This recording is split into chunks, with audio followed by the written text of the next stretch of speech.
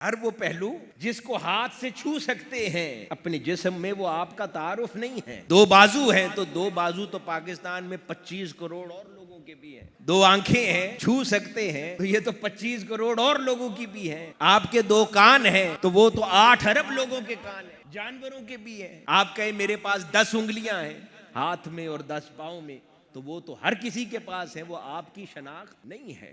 लेकिन कोई कहे कि इस मोहल्ले का सबसे हलीम उत्तबा शख्स, तो वो आपका तारुफ हो सकता है कि कोई कहे फलां है।